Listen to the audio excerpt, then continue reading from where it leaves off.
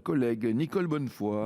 À vous, chers collègues. Merci, Monsieur le Président. Madame la Ministre, moi, je souhaitais attirer votre attention sur la situation budgétaire alarmante du centre hospitalier Camille Claudel en Charente, dont le déficit prévisionnel pour l'exercice 2023 est estimé à plus d'1 million d'euros et les projections pour 2024 laissent craindre un nouveau déficit de plus de 3 millions d'euros. Cette aggravation du déficit serait due notamment à une évolution des recettes de 1% qui est insuffisante pour couvrir l'inflation des dépenses. Par ailleurs, historiquement, il existe un sous-financement de la psychiatrie en Charente.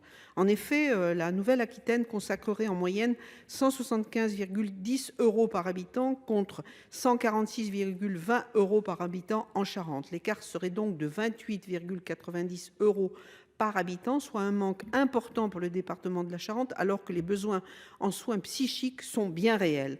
Au regard des prélèvements à effectuer sur le fonds de roulement pour équilibrer le fonctionnement de l'établissement, le centre hospitalier Camille Claudel n'est plus en mesure aujourd'hui de réaliser son programme d'investissement qui a pour but d'humaniser ses locaux et de les rendre conformes à la réglementation.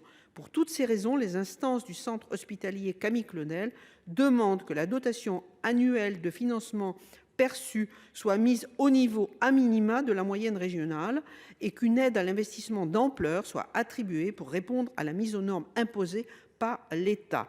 Donc ma question est simple, devant l'urgence, quelle réponse le gouvernement entend donner aux attentes nécessaires et légitimes des instances du centre hospitalier Camille Claudel en Charente? Merci. Madame la ministre, à vous. Merci Monsieur le Président, Mesdames, Messieurs les sénateurs, Madame la sénatrice Bonnefoy. La situation financière actuelle, notamment la dégradation de sa capacité d'autofinancement, bien sûr, amènera l'ARS à évaluer avec l'établissement les conditions dans lesquelles il pourrait améliorer sa situation budgétaire et ajuster le cas échéant, Madame la sénatrice, le programme d'investissement. C'était le message du ministre de la Santé. Soyez assurés que l'État, via l'ARS Nouvelle-Aquitaine, mettra à disposition et mettra en œuvre le nécessaire pour accompagner au mieux la structure. Notre objectif est de lui permettre de continuer à accueillir évidemment les patients touchés par des troubles en psychiatrie particulièrement, dans des conditions d'accueil dignes et de qualité, en cohérence avec les orientations fixées par la feuille de route. La situation de l'établissement à cette date n'avait effectivement pas justifié un accompagnement financier particulier, mais le projet étant parfaitement soutenable par le centre hospitalier, néanmoins, l'alerte est bien reçue et donc des réponses seront apportées.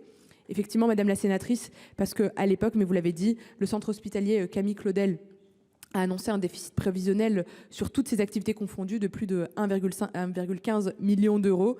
Et donc, cette projection ne tenait pas compte des crédits en fin de campagne 2023 transmis par l'ARS Nouvelle-Aquitaine aux établissements le 11 mars dernier, en complément des dotations supplémentaires de 2,3 millions d'euros perçues par l'établissement en 2023 au titre de la dotation populationnelle. Et en effet, le département de la Charente présente un ratio de financement en psychiatrie par habitant, vous l'avez dit, inférieur à la moyenne régionale, ainsi pris en compte par l'ARS Nouvelle-Aquitaine. Merci Madame la sénatrice. Merci.